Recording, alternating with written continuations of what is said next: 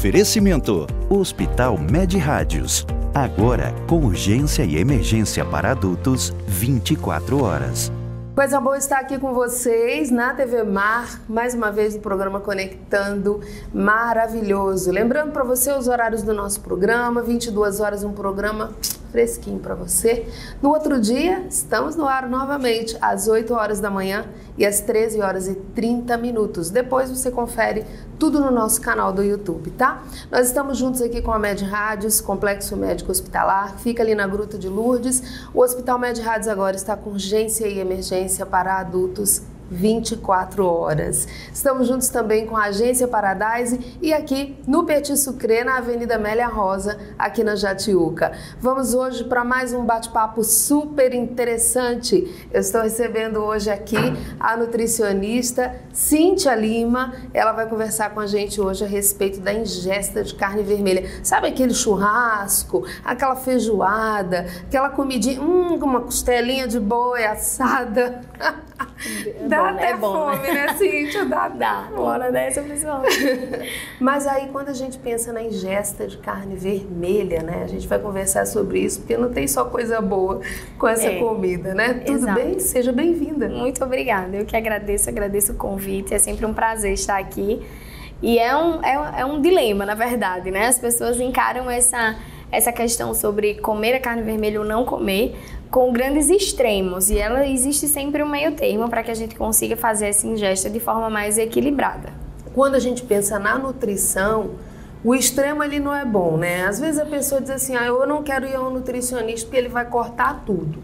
Esse nutricionista que corta tudo, ele já está pré-determinando que aquela dieta ela não vai funcionar, né? Exato. Eu acho que um dos meus grandes desafios, assim, enquanto nutricionista, é mudar de forma bem radical esse tabu, né? Eu falo que a maioria das pessoas chegam no consultório e saem com a impressão que estão comendo mais do que chegaram, assim, né? Mas, Cíntia, existe um termo que fala assim, que para a gente estar saudável, a gente tem que comer através de uma boa nutrição. Então, não é deixar de comer, é o que a gente está comendo, né? Todas as pessoas, assim, é muito, muito comum no meu dia a dia escutar essa frase de, meu Deus, eu cheguei aqui achando que ia sair sem comer nada e de repente tá com tanta coisa, tem tantas opções, mas de fato o mundo da nutrição ele é muito vasto, muito diverso e essa ideia da restrição, ela é uma ideia muito ultrapassada, né? Hoje a gente encontra uma outra realidade nos consultórios e também vai do profissional, da linha, né? Nutrição, assim como psicologia e outras áreas, existem as linhas de trabalho. Então, tem algumas linhas que dependem de uma restrição maior e outras que já são um pouco mais liberais. Quando eu falei no início agora, assim, aquele churrasco delicioso, aquela feijoada, uma costelinha de boi bem feita, é uma delícia, não é? É gostoso mesmo. Mas não pode ter excesso. O problema da carne bovina, na verdade, existem duas questões. Primeiro, qual é o corte que a gente está falando? Então, existem cortes mais magros e cortes mais gordurosos. Uma informação que é importante, tá? Mesmo o corte mais magro do boi, né? Dentre os cortes mais magros, ele tem de 4 a 5 vezes mais gordura do que as carnes brancas. Então, mesmo que seja assim, as pessoas falam muito do patinho moído, né? Que é aquela carninha sem gordura. O filé mignon, que também não tem muita gordura, mas intrínseco na carne, existe um percentual de gordura maior do que as carnes brancas. Então, não é só escolher um corte magro, mas uma das estratégias para o dia de comer carne bovina é escolher um corte magro na rotina, né? A gente primeiro precisa ter um entendimento que a gente tem que saber qual é o momento que essa carne está no nosso dia a dia, né? É a carne que vai entrar no cardápio semanal, na nossa frequência. Se for, existe sim alguns critérios e algumas regras para que a gente consuma de forma mais equilibrada. Se é aquela carne que vai estar no final de semana, a gente precisa moderar na quantidade, não exagerar, mas eu sempre sou adepta de que a gente tem também que se permitir viver, socializar, estar no churrasco de família, estar na feijoada da família. Mas quais são as estratégias que a gente pode usar para que isso aconteça? Elas são setorizadas. Tem gente que vai no rodízio, né, diz assim, vou no rodízio com meus amigos. tô pagando esse rodízio, eu tenho que comer muito porque eu tô pagando. Exatamente. Aí, de repente, você tá pagando para se prejudicar a partir do momento que você vai exagerar, né? Exatamente.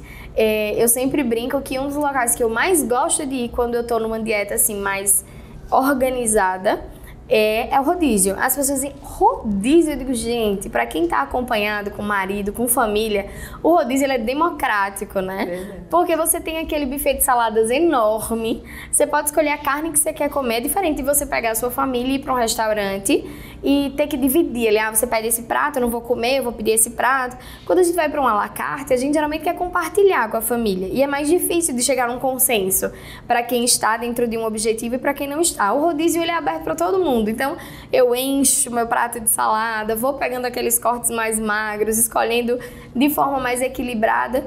E às vezes o meu esposo até brinca. Fala assim, mas você tá de dieta, você quer ir pro rodízio? Eu digo, quero, porque lá eu consigo equilibrar, consigo controlar. Tem todas as opções à minha disposição, diferentes de um à la carte. Mas tem aquele que está caracterizado do jeito que eu falei, né? Que vai lá certeza. E que vai comer só porque tá pagando, vai ter que comer. Exatamente, que é uma ideia muito errada, porque a pessoa está pensando só no valor, né? No custo financeiro e não no custo para a saúde. Tá com pensamento de escassez, na verdade. Exatamente. Então, assim, dá para ir para um rodízio, por exemplo, e aproveitar com moderação. A primeira dica de todas é comer devagar. Mastigar bem o alimento, dar tempo para aquele alimento, para a gente sentir a saciedade daquele alimento, né? Isso é para todo dia, né? Para todos os dias. A pressa, mastigar rápido, comer rápido faz com que a gente acabe ultrapassando a quantidade necessária, porque a gente não dá tempo do corpo processar o entendimento de que está saciado. Por isso que muitas vezes uma das dicas que eu dou é: terminou a refeição com fome, espera 10 minutos para ver se você ainda vai ficar com fome. Se ficar, repita. E aí eu sempre passo as orientações de como repetir, do que repetir, mas esse tempo ele é muito necessário para a gente entender se essa fome ela ainda é real. Então, em relação ao consumo de carne vermelha, a gente sabe que existem doenças relacionadas ao excesso de consumo, né, Cíntia? Quais são essas doenças? Muitas doenças, tá? Na verdade, a gente pode categorizar de doenças até comuns do dia a dia, de condições clínicas que as pessoas nem pensam que é doença. Então, assim, as comuns do dia a dia, colesterol alto, que a hipercolesterolemia é uma das causas que a carne bovina está relacionada por causa do excesso de gordura. A obesidade, que é uma condição que as pessoas não identificam como doença, mas é. E em consequência da obesidade, as questões cardíacas, a aterosclerose, que também é uma doença, que é o quê? A adiposição da gordura nas artérias. E essa aterosclerose aumenta o risco de infartos e AVCs. Então, também em decorrência do excesso de carne vermelha, a gente aumenta o risco dessas doenças. E a gente pode ir para situações mais graves, mas que também estão diretamente relacionadas, como, por exemplo, alguns tipos de câncer. Então, para mulheres, câncer de mama, e para homens e mulheres, câncer de intestino, por exemplo. Então, a gente tem que ter, na rotina, é muito comum a gente encontrar mulheres com câncer de mama, e quando vai fazer um inquérito nutricional, a gente encontra esse fator de risco presente. Pessoas que são apaixonadas por carne vermelha, que não gostam de carnes brancas, que comem com muita frequência. Então, apesar dos estudos falarem isso, a prática clínica também nos mostra que mulheres que comem muita carne vermelha têm maior risco tanto de câncer de intestino quanto de câncer de mama. Quando a gente fala em quantidade, o excesso nessa ingesta, Isso. O que é uma quantidade exagerada, por exemplo? Pronto, a recomendação não é não comer carne bovina, carne vermelha. Isso é uma informação importante, porque às vezes chegam pessoas que dizem assim, olha, eu não como mais, eu não estou mais comendo, eu tirei da minha rotina.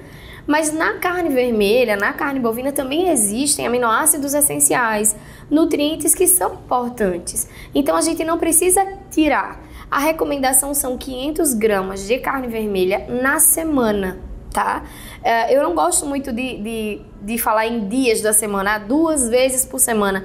Porque se for o meu marido, ele é capaz de comer 1 quilo em 2 vezes na semana. Então, não é uma questão de vezes, é uma questão de gramas, tá? Se você come um bifezinho de 100 gramas, você pode comer até 5 vezes, desde que não ultrapasse as 500 gramas. Já pessoas que comem volumes maiores, como 200, 250 gramas, vai comer 2 vezes na semana. Mas a recomendação ela é de quantidade, então 500 gramas na semana é uma recomendação segura. Olha só, então fica de olho aí, porque para não ter o exagero, né? Exato. Exagero é que sempre é o que prejudica, na verdade. Com a pessoa, certeza. né? E ainda falando a respeito de carnes, tem as carnes embutidas. Aí, então eu imagino que aí a coisa fica um pouco mais complicada, né? Fica mais sério ainda, principalmente porque algumas dessas carnes embutidas, elas são vendidas na teoria de que são saudáveis. Então, assim, a gente tem, por exemplo, o blanquê de peru e o peito de peru, que está dentro de muitos sanduíches naturais, que muitas dietas, inclusive prescritas por nutricionistas, contêm isso na rotina, né? Mas a gente precisa entender que não é só a quantidade calórica. Se a gente for pensar em quantidade calórica, realmente, né? É um alimento que que pode fazer parte e na contagem calórica não vai influir. Porém, existe a composição desse alimento, que eu nem considero alimento, para mim ele é fruto da indústria, é um produto alimentício, mas não é um alimento. E aí quando a gente fala de embutidos, a gente está falando de todas as categorias. Presunto, calabresa, mortadela, paio, peito de peru, blanquê de peru, os salaminhos italianos. A gente só... Não, charque não, charque pode. Ah, olha aí, tá vendo? Uma boa Charque notícia. e carne do sol não são carnes embutidas. São cortes de carnes que são passados por salga, tá? Ah, então... Ele é um corte da carne. O charque, ele é um pedaço da carne, né? E ele é submetido a um processo de salga. Melhorou a situação. Exatamente. Só precisa ser um charque magro e, de preferência, passar por uma boa dessalga, né? Que é fazer toda aquela fervura na carne para reduzir o percentual de sódio da carne. Mas carne e charque não estão, ou carne do sol e charque, não estão dentro da categoria de carnes embutidas. Carnes embutidas é aquilo que você olha e fala assim, de onde isso veio? Como isso é feito? O que tem aqui dentro? E a gente não consegue dar essa resposta. De que parte do boi isso aqui saiu? Aí, como e às vezes nem é do boi, né? Entender, Dizem que a salsicha tem pinto, tem pé de galinha, né? Tem tudo. Então, assim, as carnes embutidas são essas carnes que a gente não consegue reproduzir. E era até o que eu ia dizer. Linguiças artesanais não entram na categoria de embutidos. Então, linguiças artesanais é sempre interessante olhar os ingredientes que não tenha glutamato monossódico, por exemplo, nitrito e nitrato.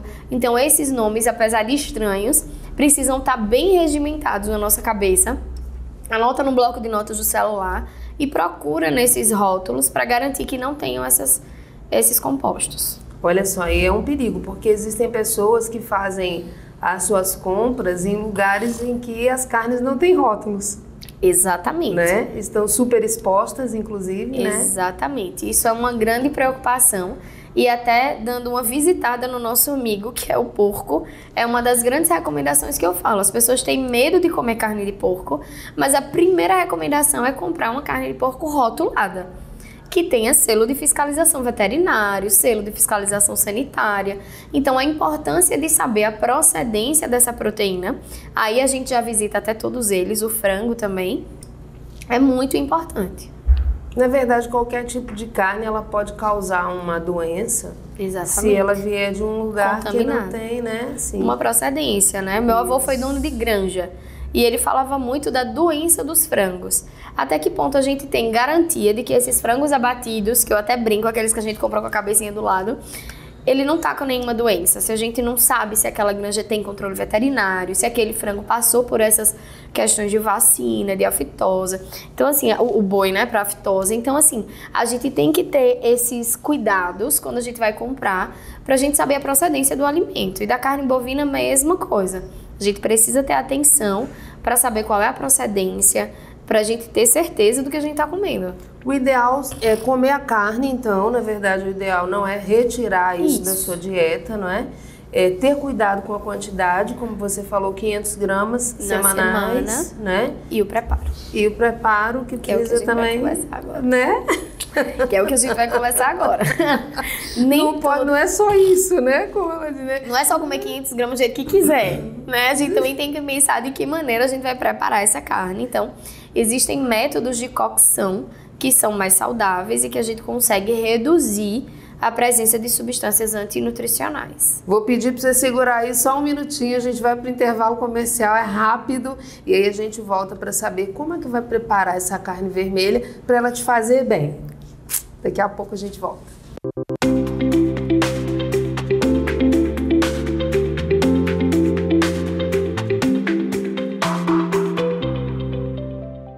Sou Mônica Farias, médica da UTI do Hospital MedRádios. Você sabia que a fadiga, alteração de humor, alteração de temperatura pode ser sinais de infecção, principalmente em idosos ou imunossuprimidos? Nesses casos, procure assistência médica, evitando danos maiores para a sua saúde. Hospital MedRádios. Agora com urgência e emergência para adultos 24 horas. Responsável técnico Dr. Ives Bori Costa, CRM-AL 5641.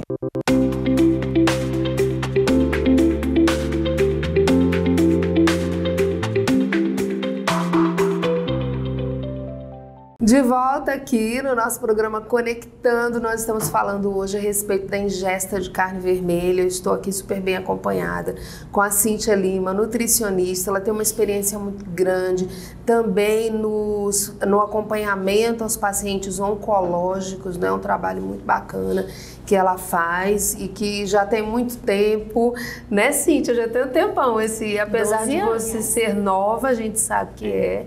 Mas tem uma experiência incrível nessa área, né? São 12 anos de acompanhamento a pacientes oncológicos.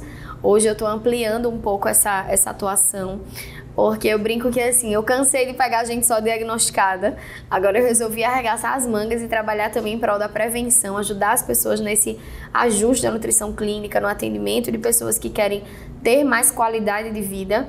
Mas são 12 anos dedicados quase que exclusivamente ao acompanhamento de pacientes oncológicos. Isso é muito bom porque dá uma base incrível para você trabalhar essa prevenção, Exato. Né? Você sabe o que leva aquelas situações ali. Exato. Então, vamos falar a respeito da preparação das carnes vermelhas. Então, me conte aí quais os cuidados necessários para que a pessoa realmente conduza bem essa preparação.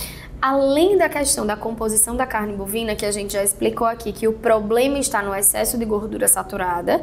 Então, se a gente fosse trazer assim, qual é o vilão da composição dessa carne bovina que faz com que ela seja tão prejudicial? É porque ela tem muita gordura. Não é nenhuma substância mascarada, é o percentual de gordura mesmo que está presente nela. Então, quando a gente vai preparar esta carne, existem alguns métodos de preparo que podem trazer a formação de substâncias cancerígenas. Então, por exemplo, quando a gente expõe essa proteína a altas temperaturas e principalmente a uma temperatura seca, a gente tem a formação de aminas heterocíclicas, que é aquela famosa crostinha da carne, que a gente adora, a graxa, e que essas aminas heterocíclicas são altamente cancerígenas. Então, o primeiro ponto é, preparos úmidos e em baixa temperatura produzem bem menos aminas heterocíclicas do que esses preparos em chapa quente, que a gente bota a carne e ela é feita de forma tão rápida. Então, esse é a primeira questão, a primeira dica para controlar o preparo é através da temperatura e da umidade. O segundo ponto é marinar essa carne. Então, se a gente coloca essa carne para marinar em alguns alimentos, como limão, como alho, cebola, açafrão, que são substâncias anti-inflamatórias, a gente também consegue melhorar esse risco do aparecimento de substâncias antinutricionais. Então, além de melhorar muito mais o sabor da carne também, né? Porque uma carne marinada num tempero, ela traz um sabor muito melhor. Mas ainda tem o benefício para a saúde da carne marinada, em detrimento da carne que vai ser só salgada no momento do preparo. Então, se a gente tiver esse cuidado de fazer um preparo guisado, a gente precisa tirar da ideia que isso é muito comum. As pessoas acharem que não pode comer o guisado, porque o guisado é gordo, né? É muito comum as pessoas acharem que saudável é o grelhado. Vamos grelhar, porque o grelhar não, gente. Tá? No quesito bem bioquímico da nutrição, quando a gente tá lá dentro da faculdade, nos nossos estudos, a recomendação é a preparação úmida, né? As pessoas relacionam, eu tenho uma teoria, É bem o contrário do que as pessoas pensam, Exatamente. Viu? Eu tenho uma teoria que as pessoas acham que o da chapa é mais saudável porque é o mais comum no hospital. Eu acho que as pessoas acham assim, comidinha de hospital, arroz branco, purê de batata e franguinho grelhado. Então eu acho que as pessoas relacionaram através disso que o grelhado é mais saudável. No entanto, para uma manutenção de boa saúde, as preparações guisadas, elas vão ser mais saudáveis por não favorecer o aparecimento dessas substâncias. Uma coisa que também é importante frisar é que esse preparo só vai ser mais gorduroso se você adicionar óleo na preparação. Se você coloca aquele temperinho, um fiozinho de azeite, refogou, colocou a proteína, seja a carne, seja o frango, e guisou sem adicionar óleo, o percentual de gordura vai ser o mesmo de se você pegar essa carne e botar ela numa chapa. Não vai ter diferença. Aquele caldo é água, né, gente, que a gente vai botando para cozinhar. Então, não é gordura, ele não é um alimento mais gorduroso por ser guisado. Isso abre um mundo de possibilidades para a maioria dos pacientes. Quando eles descobrem que podem comer uma galinha guisada, que podem comer uma carne de panela, um cozido, que não é ruim. Saboroso, né? Que é muito bom. Mas isso é saudável, comer uma carne de panela, um picadinho, uma galinha guisada. As pessoas têm realmente essa impressão de que não, que a galinha saudável é o peito de frango na chapa, quando na verdade não é isso. E aí a gente volta para aquela primeira conversa, quando a gente fala que visitar o consultório da nutrição traz inúmeras realidades que fogem da ideia de que você vai sair mais restrito do que entrou. Muitas vezes você sai com possibilidades que você nem imaginava que tinha antes de entrar. Na verdade, faz descobertas, né? Quando você vai visitar um profissional, eu digo sempre que eu gosto muito de especialistas. Eu gosto demais de especialistas. Quando você fala na medicina, eu prefiro sim visitar vários especialistas do que ir para um generalista, com respeito a todos eles. E às vezes a gente precisa realmente ir para um generalista e ele que vai dar, né, as coordenadas, as direções. Mas é muito bom a gente conversar com quem realmente está ali, está estudando isso, não precisa ter medo. A gente tem que desmistificar essas histórias aí e conversar. E eu acredito que cada dia mais a nutrição, assim como outras áreas da medicina, está ficando cada dia mais personalizada, né? Então, assim, é importante você ir contar para o nutricionista qual a sua realidade para você conseguir fazer uma dieta, para você conseguir se alimentar bem. De repente, não é nem fazer uma dieta para perder peso, nem para ganhar, nem para nada, mas para você poder viver bem, né? Eu sempre acredito que são etapas. Eu atendi uma paciente ontem, que ela entrou no consultório e ela disse assim, eu sei que eu preciso emagrecer, mas hoje esse não é o meu objetivo. Primeiro, eu quero melhorar a qualidade da minha alimentação. Então, assim, nós estamos lá para cumprir as metas e os objetivos de quem chega, né? Então, assim, a gente não vai estabelecer uma meta e aí quando uma pessoa chega e fala assim, eu quero melhorar a qualidade da alimentação, é um planejamento alimentar totalmente diferente daquela pessoa que fala assim, estou precisando emagrecer com urgência. Então, assim, a parte qualitativa, não necessariamente a gente precisa quantificar, dizer, vai ter que contar as colheradas, contar as gramas, a gente vai por um outro aspecto e geralmente a gente chega no emagrecimento mesmo através das questões de qualidade, quando a gente está modulando qualidade. Então, é um ciclo, né? As coisas, uma situação puxa a outra, um benefício puxa o outro. Então, às vezes, chegar num consultório, entender que aquele local não é um local de pressão, um local de exigências, é um local de compreensão. Eu fico muito preocupada quando eu vejo os meus pacientes chegando no consultório preocupados com a minha reação se ele não atingiu o objetivo. Porque eu não quero ter esse papel na vida das pessoas, sabe? Eu não quero que as pessoas imaginem que eu vou brigar, né?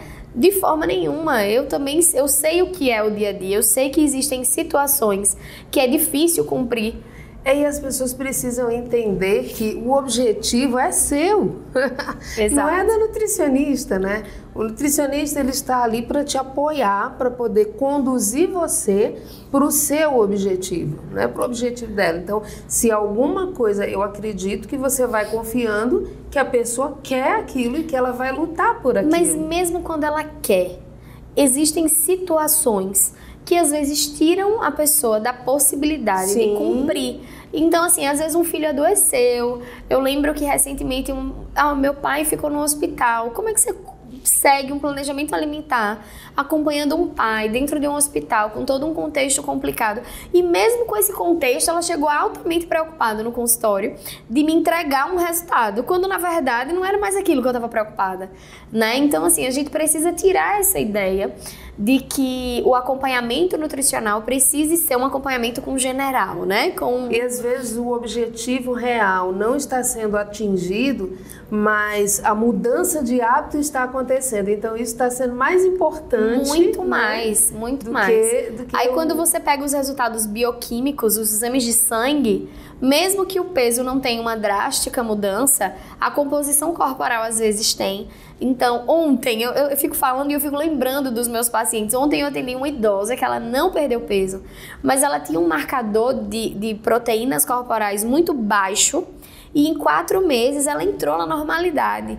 Então, assim, o ajuste alimentar e nutricional, ela não conseguiu perder o peso que ela gostaria ainda, porque por essas dificuldades que eu falo... Mas ficou claro que ela está trabalhando. Mas ela ali, está né? muito melhor fisicamente, biologicamente, do que há 6 meses, 4 meses atrás, com o mesmo peso que ela tem hoje. Então, nem tudo é peso. As pessoas às vezes acham que ir para nutricionista é percorrer um resultado na balança, e isso é muito pessoal.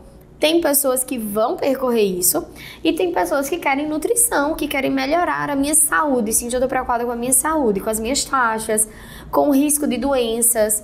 Então a gente tem que pensar num contexto muito mais amplo do que essa visão minimalista de que a nutricionista está ali só para lhe fazer emagrecer.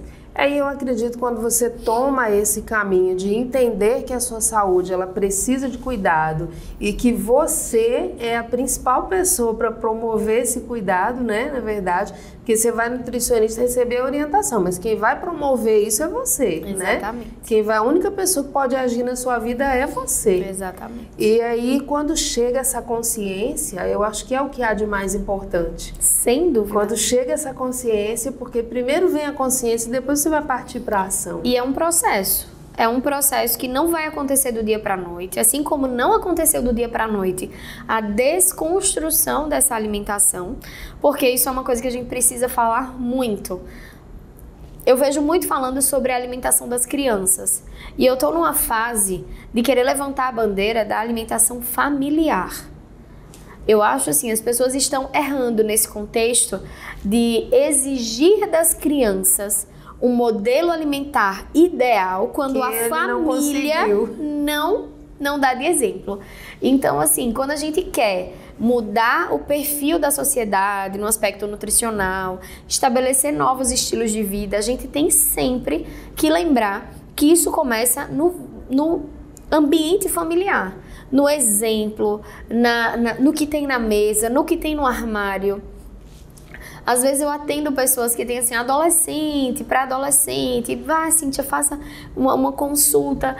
E muitas vezes eu fico constrangida de repreender um pré-adolescente de 13 anos que ele está comendo algum alimento que é inadequado, quando na verdade a repreensão precisava ser do pai que está comprando. Porque o poder financeiro de compra não é da criança e do adolescente. Isso. Então, se seu filho come biscoito recheado, se ele come alimentos que vão trazê-lo e colocá-lo numa condição de doença, porque essa é a realidade, a culpa não é dele, né? Eu garanto que o meu filho não vai comer uma bolacha recheada dentro da minha casa porque não tem. De casa não vai comer. Eu posso dar certeza que dentro da minha casa ele não vai comer porque não tem, ele não vai achar. Ele pode chorar e chora muitas vezes. Pede para comer alguma coisa que não tá dentro do momento, mas precisa saber, do jeito que a gente contorna quando quer um brinquedo na loja, tem que saber contornar. Precisa tirar a ideia de que o alimento, ele é a felicidade da criança, né? Isso é um vazio que se ocupou. Isso. Então, assim, o alimento, ele é uma recompensa pela minha ausência como mãe.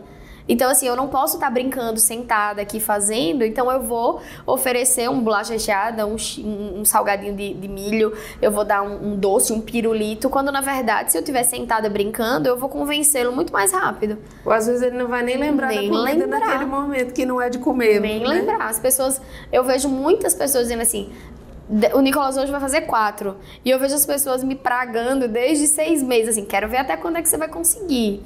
Quero ver quando é que... E assim, o Nicolas pega um pirulito, ele pede na folia, Aí ele dá uma lambidinha e sai. Ele pega um brigadeiro, ele dá uma mordidinha e sai. E eu deixo lá, só observando. Então, isso é uma construção. Isso.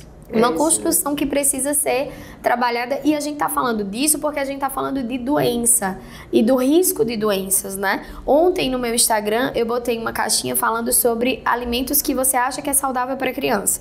E aí me perguntaram sobre esses petit sucrés, esses danoninhos, né, de criança. E petit sucré é aqui onde a gente tá, né? Petit suisse, que é o danoninho rosinha. E lá dentro tem uma substância que faz com que as pessoas consumindo em excesso tenham maior risco de diabetes do que quem não consome. E muitas vezes o pai que não dá, como eu, por exemplo, um iogurtinho desse para criança, meu Deus, mas o que é que tem? Só por causa do açúcar? Não é. Vou dizer para você o que tem, né? O alimento industrializado não é só o açúcar. Se fosse, tudo bem, o risco seria até menor. Mas é muita substância química que a gente nem sabe quanto prejuízo causa. É o grande problema também, a gente está indo para o finalzinho, o grande problema porque a pessoa coloca a emoção na hora da comida. Então você deposita a emoção ali no alimento e vai fazer isso que você está dizendo mesmo, está transferindo uma falta e você está querendo suprir com aquele alimento. Isso não só com a criança, mas o adulto faz muito isso. Muito, na questão. Isso é muito perigoso. Exatamente, o emocional. Muitas vezes já neguei consulta para pessoas que já recebi uma paciente que disse assim, eu preciso fazer uma dieta para emagrecer.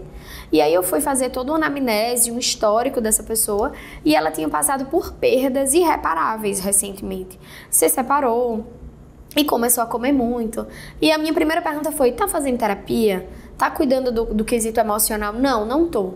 Qual é a responsabilidade de uma nutricionista tirar quando você vê que aquilo ali está sendo uma bengala emocional naquele momento? Essa pessoa, para entrar no processo, porque ela estava querendo emagrecer, ela queria uma dieta hipocalórica. Então, quando você tira esse suporte emocional, sem que exista um suporte na saúde mental dessa pessoa, o risco dela transferir o que ela estava transferindo para a comida para uma coisa mais séria, que poderia ser um remédio, poderia ser um vício, poderia ser compras ou qualquer outra coisa, é enorme, né? Então, eu preciso, igual, vamos fazer o seguinte, você procura primeiro um apoio emocional, psicológico, e depois a gente começa uma parte mais restritiva da alimentação para trazer um resultado. Isso é responsabilidade, né?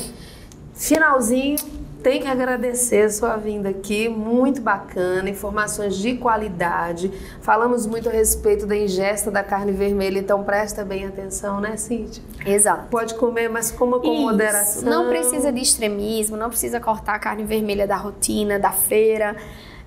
Come com quantidades moderadas, 500 gramas na semana é uma quantidade que os estudos mostram que traz segurança. Faz um preparo bem feito, não coloca em altas temperaturas, evita essa crostinha, deixa isso realmente para o churrasco do final de semana, mas no dia a dia prefere aquele preparo mais guisado, marina em substâncias anti-inflamatórias como alho, cebola, limão, açafrão da terra. E a gente tem que viver com leveza, encarar a nutrição com leveza para entender que aquilo ali é só contribuição para a nossa saúde. Muito obrigada. Quem quer conversar um pouquinho mais, falar sobre nutrição, marcar uma consulta, faz como? Meu Instagram, que é Cíntia Nutri. Vou pedir para a Edjane depois escrever isso para vocês. Vou deixar aqui embaixo na tela. Porque o meu Cíntia é bem peculiar, são 2 Ys e um TH. Então é Cíntia Nutri, lá tem todas as informações, tem o link para agendamento de consultas. E a gente tá sempre conversando, muita dica, muita receita, muita coisa legal. Muito bom. Beijo grande pra você. Eu que agradeço. Obrigada a você. Amanhã a gente tá de volta.